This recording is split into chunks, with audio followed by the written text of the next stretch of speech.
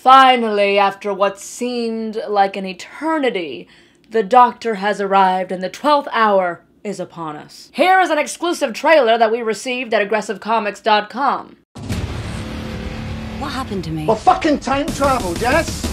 Fucking enough. You need to learn to shut your fucking cave. Bend down, pick up any fucking weapon you can, and twat the fuckery out of the... What the fuck is this Tinker Soldier cunt? Run, you clever boy. Oh, fuck off! Hordes of fucking robots. I want you to make a bomb and explode it today. Life is interesting at last. I've been so fucking bored for the last 2 years. It's the end of the world as we know it. You are a mouse in a maze.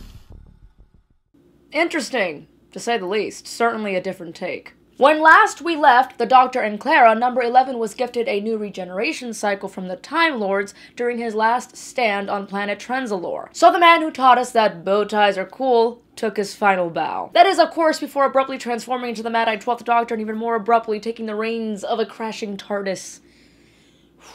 Whovians have wondered what Peter Capaldi's Doctor would mean for the series. Of course, a change of tone is in order, in fact, long overdue. Elements like the Doctor Companion's sexual tension that's been the dominant undertone of the series since the Tennant run would be just a little bit too creepy. Just a little bit. The show needed a real big shake-up in order to revitalize, or shall I say, regenerated. Series 8 is said to be both a step forward and a return to basics, more evenly paced, adventures in the same vein as the Tennant era and most of the classic series, as opposed to the season-long arcs of the 11th Doctor. Well, now, after months of waiting, we have gotten our first taste of what is to come. Now, this review is filled with spoilers, sweeties, so I suggest you proceed with caution. Spoilers. The premiere episode, Deep Breath, clocks in at a substantial 80 minutes, which is the least they can do after leaving us high and dry since last Christmas. The scene opens with the 12th Doctor emerging from a freshly dino-expectorated TARDIS into jolly old Victorian London, and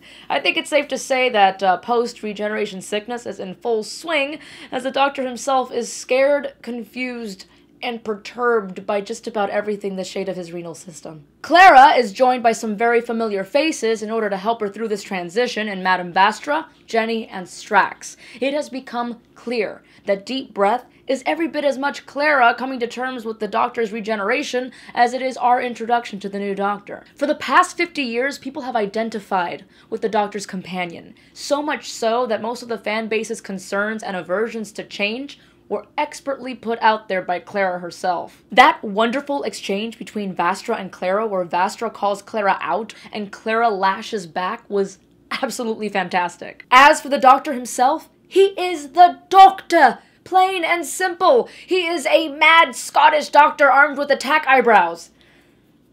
Don't know if those don't work on wood either, but I'm sure we will see. The chemistry between Capaldi and Coleman is already there, and it's a completely different animal. I mean, it's almost like a sibling rivalry of sorts. And Capaldi himself said in an interview that his Doctor was not going to be flirty. In fact, quite the contrary. The scene between the two at the restaurant is perfect. The banter is already right where it should be. And speaking of that restaurant, an Italian eatery as a front for organ-thieving clockwork robots kind of makes Olive Garden look not so bad. When you're here, you're family. Endless soup and salad! The Clockwork Men were a great throwback to the classic Tennant-era episode, The Girl in the Fireplace. They were also a nice monster to feature thematically. I mean, you know, creatures who recycle themselves over and over again to the point that they have no identity. You know, just for a minute there, I wasn't exactly sure if the Doctor was going to come to Clara's rescue. I mean, he is said to be a darker,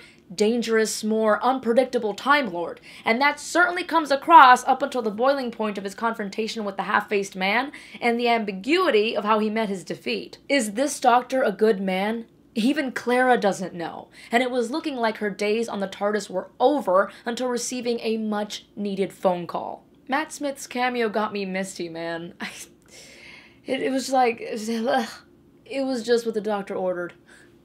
A desperate plea from an old friend to see him through some hard times, and a much-needed reminder that the same two hearts are beating away inside that chest. By the start of the end credits, it is clear that Capaldi's Doctor is a beast that shall evolve over the course of this season. Another layer of a brilliant and enduring character has been exposed, and of course it needs time to set and mature before a true stride is found. I think we haven't even seen the tip, of the iceberg yet, and I think that's a good thing, because